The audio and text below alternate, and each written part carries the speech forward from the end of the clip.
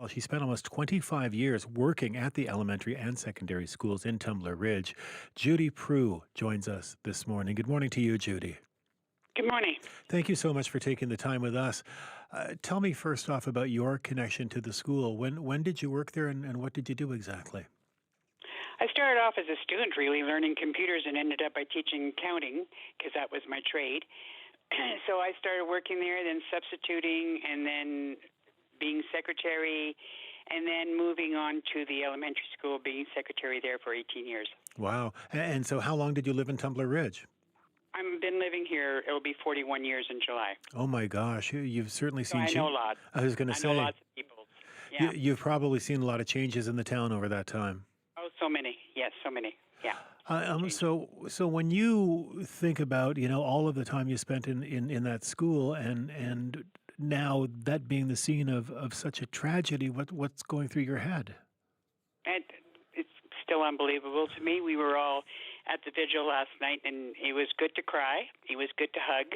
It was good to see people alive, the ones that you were worried about, because still some of the names are still not all out there. Believe it or not, as close as we are, I think, respecting the people's privacies and such, and it's still, and then the stories, the horror stories. I mean, like you hear people having to shut doors and kids may not being in the classroom, having gone to the bathroom, and think about that. You're a kid in the bathroom, and, you hear this going on. Where are you going to hide? Well, exactly. And I mean, for you in particular, those bathrooms That's right. and those I know the hallways kids. and those I know doors. the kids. I know the parents. We've had, to tell the God honest truth, the day that we saw Tuesday, the day it was happening, I was downtown with my son. We were going to the post office, and the fire department had blocked off the road. And then I saw two RCMP cars zooming, no sirens, but the lights on definitely. And I said to my son, oh, they must be doing a simulation. We used to do these simulations to train the kids, so they know what to do. Right. That's exactly what I thought was. I did not realize it was real. It's just not here. Did you ever take part in any of those drills when you were there? Of course. Yeah, I was secretary, and you took part, and you were either hurt or, you pretended to be hurt, you know what I mean? And then you had the clipboard, and you were moving the kids out, like we were doing simulations. Yeah. It's the same thing as we do intruder alert at the elementary schools. We used to set off the siren, which I'm now know, and from now on, that when that buzzer goes off, before that it used to be a drill, I'm sure it'll be bringing back some pretty damn bad memories, when the kids hear that buzzer. I'm sure it will, and I can't. To be honest, I was thinking about this last night, which is having to step foot in that school again. Yeah, that's right. I mean, it's this. No. We had close to 300 people at the vigil last night, and it was so quiet. You know what I mean? Yeah. It wasn't ruckus. There was no ruckus. It was hugging, crying, just everybody sort of like uplifting each other, and it was wonderful to see. Mm-hmm. But at the same time, you're going, this is not a happy time to get together, but no. I'm glad we did, because I needed it. Yeah, everybody can support everybody. Yeah. Did Judy, in the time that you worked at the school, did your time ever overlap with any of the victims of this tragedy?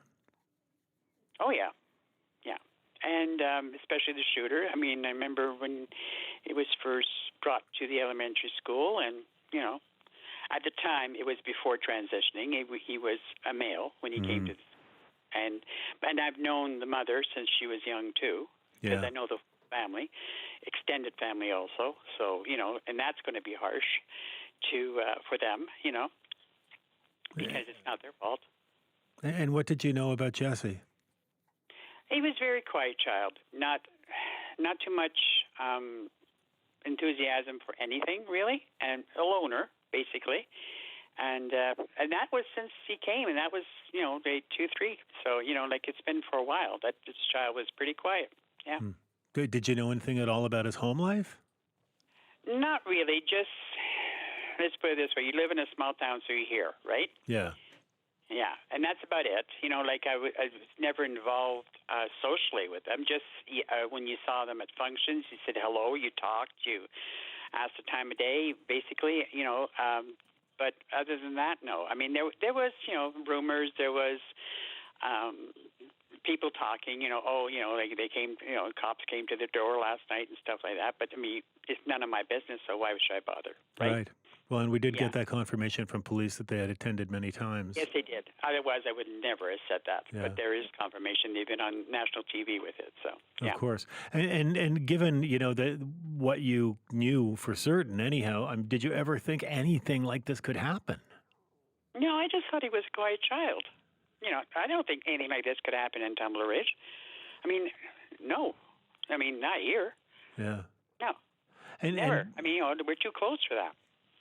Yeah. And police talked yesterday about there being also multiple mental health calls to the Van Roetsellaar's home in recent years. Yeah, they said that on TV, but I mean, really, when you think about it, I mean, it's been announced because of what he's done or what she's done.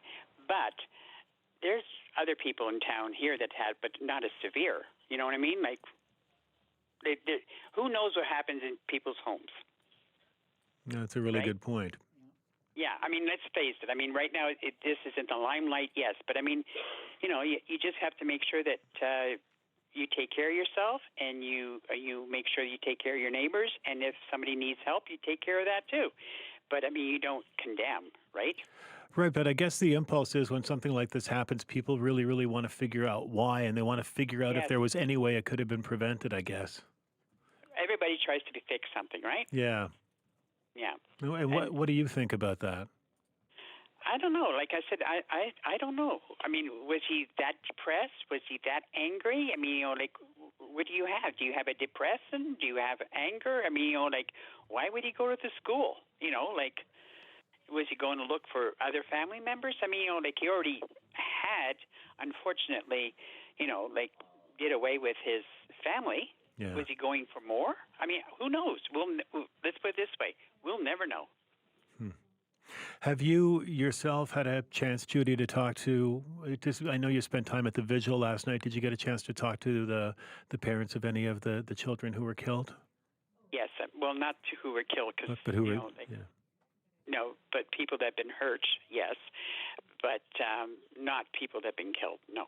I don't know if I can bring myself right now to talk to them. Tell the truth. Do you have any idea how they might be doing? They have a lot of help right now. Good. And a lot of them that have been, they're so busy making arrangements and stuff that, I don't think they have time to think. I think it will hit them next week, next couple of days. I don't know. But, you're still walking in a fog because this has just happened.